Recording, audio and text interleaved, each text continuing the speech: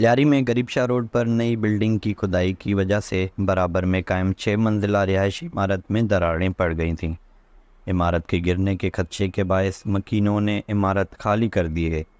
इमारत को इंतज़ामिया की जानिब से गिराया जा रहा है। मुतासरा इमारत में 19 से ज़ायद घर थे। लगभग 200 अफराद घर खाली करने पर मजबूर हुए। मैं एक गार्ड हूँ।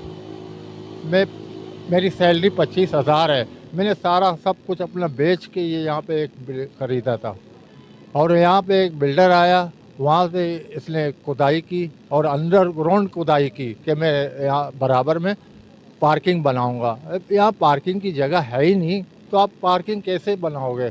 तो ये हम लोग बहुत ही इन लोगों को टॉर्चर किया, हम लोगों को भी टॉर्चर किया था। किस वजह से टॉर्चर किया था? इनके अपने पर्सनल गार्ड भी थे कि हम लोग यहाँ अगर हमें खुदाई करने नहीं जोड़ा तो ये बिल्डिंग को भी गिराना हमारे लिए कोई बड़ी बात नहीं है। ये बिल्डर ने कहा था।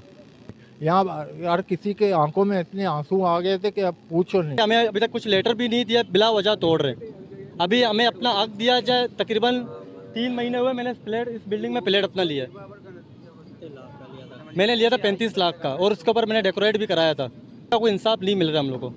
अभी हम लोग तकरीबन 5 दिन से 6 दिन से कोई मस्जिद में सो रहे, कोई पड़ोसी के घर पे सो रहा है, कोई किराए के मकान पे सो रहा है। नबील गबोल, यूसुफ सेनेटर, इस लोगों ने बहुत अलग के बात किया हमारे लायक के। हम लोगों को 8 फ्लैट भी इन लोगों ने दिए नायाबाद में। दिखाया 3 से 4 फैमिली वहाँ पर शिफ्ट भी हो गए। उन लोगों ने बहुत हमारे साथ ताउन किया, खुद भी यहाँ पर रह बात भी किया मीडिया के सामने।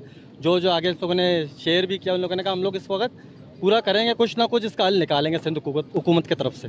हल्के के मुंतखब नुमाइंदे यूसुफ बलोच ने वज़ीर आला सिंध से लियारी में गैर कानूनी तामीरात के खिलाफ एक्शन लेने और मुतासरा ख़ानदानों को मुतबादिल रिहाइश फराहम करने की दरख्वास्त की है। मुतासरा बिल्डिंग के रिहायशियों की आपने बातचीत सुनी। उनका कहना है कि हल्के के नुमाइंदों ने कुछ मुतबादिल जगहें तो उनको फराहम की हैं, लेकिन अब तक भी बहुत से जो फैमिलीज़ हैं वो मुंतज़िर हैं कि उनका अजाला किया जाए। कैमरा टीम के साथ जवाद अली, वश न्यूज़, कराची।